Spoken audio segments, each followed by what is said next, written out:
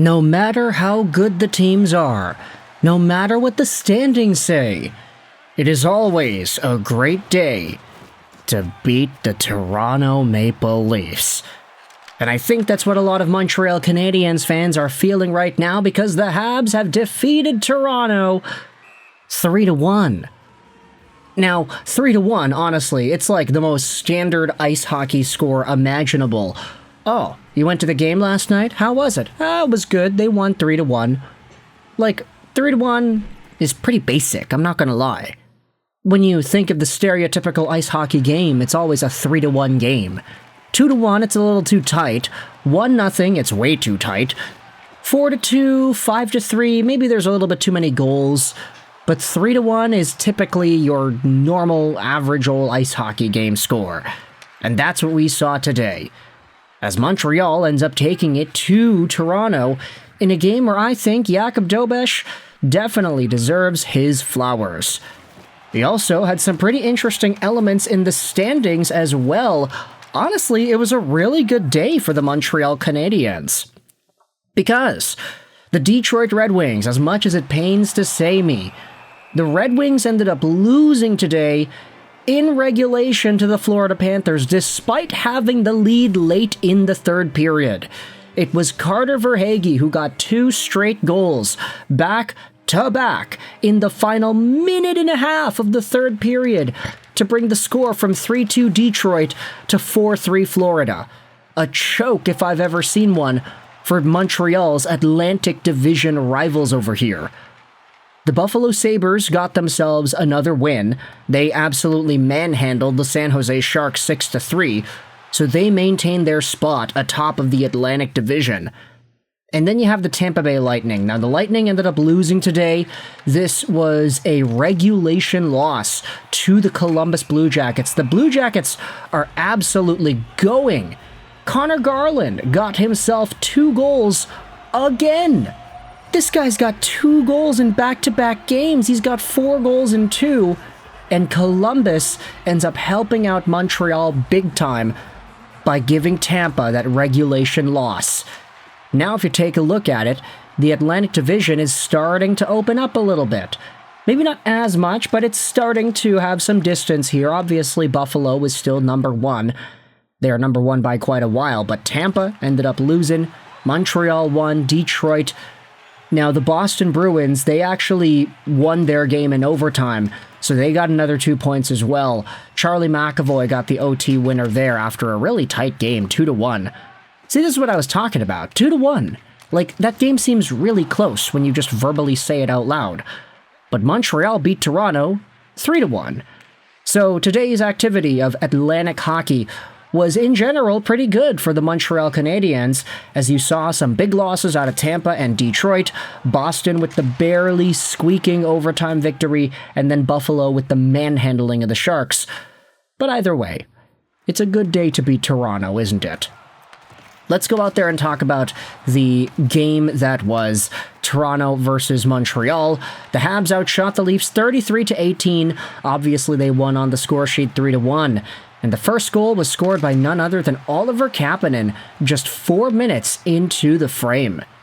He powers to the front of the net and swats home a centering pass for an early 1-0 Montreal Canadiens lead.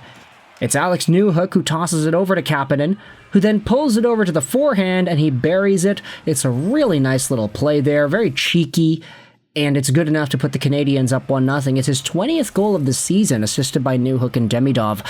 So Oliver Kapanen, that's a 20-goal rookie season for him. Who thought that was possible out of a youngin' from Finland? Speaking about centers with some pretty good two-way capability, 10 minutes later you had yourselves Philippe Danault getting involved in all the action here. He ends up going 5-hole at the doorstep. The shot ends up coming off of the end boards. Danault picks it up on his way to the net, and he puts it right through the 5-hole of Joseph Woll, making it 2-0 Montreal off of a very weird bounce off the end boards. Assists go over to Caden Goalie and Lane Hudson, as Montreal takes a comfortable 2-0 lead in this hockey game. We don't see any goals until William Nylander makes it 2-1. partway through the second period. It was a beautiful back-and-forth passing play over here. Nylander stole the puck, went across to Easton Cowan. Cowan goes back to Nylander. Honestly, that's a pretty classic Toronto Maple Leafs new generation core-style goal. The crisp, back-forth, tic-tac-toe play, and William Nylander gets his 22nd of the year. Montreal's lead gets cut in half, and it's a 2-1 game in the second. But we don't see any goals by any team until the last 28 seconds of the third period, where Jake Evans is able to get the empty net marker, assisted by Mike Matheson. Upon a block made by Matheson, he ends up chasing the puck to the end boards. He chips it. He dives to chip it. It's a really beautiful play. And Jake Evans, with the hustle, is able to get through Easton Cowan and bury it into the open cage. 3-1 Montreal. Bell Center receives a standing ovation, and they seal the deal. Jakub Dobes made 17 saves on 18 total shots against in this one. He is really starting to feel it. There's a lot of confidence in the way he moves and in the way he stops the puck. I think a lot of Canadiens fans are starting to feel like he is the undisputed number one. I don't think Sammy Montembeault has a spot in that number one crease anymore. I'm sorry to all the Montembeault truthers, but that's just how it is at this point of the season, man. Jakub Dobes is confident, he's looking good, he's feeling good, he's making saves. And I think that most Canadiens fans who are watching these games are trusting him more so than Sammy when it comes to a day-to-day game performance. So with that said, let me know your thoughts in the comment section below. Did anything else stand out to you in this game? Obviously, we didn't talk about every single highlight. We didn't talk about all the penalties. We didn't talk about any of the other extra things. But it's a pretty good day when the Montreal Canadiens beat the Toronto Maple Leafs. And especially with all the extra stuff with Detroit. I'm seeing a lot of Canadiens fans talking more so about the Red Wings and Carter Verhaeghe and the fact that the Red Wings choked it away. So, yeah, I guess that's a pretty good one. Carter Verhaeghe just helped out the Montreal Canadiens big time, didn't they? In fact, you could say it was a pretty good day for Montreal in general. So, any other elements you wanted to talk about, please let me know your thoughts in the comment section below. A lot of people have been talking about the first period for Montreal. They absolutely dominated both on the score sheet. Obviously, they had the 2-0 lead. But in terms of expected goals, I mean, it was like 2 to 0.4 expected goals in all situations after the first period. Montreal absolutely took it to the Maple Leafs. So, obviously, that's a great way to start things out in the first 20 minutes of game time.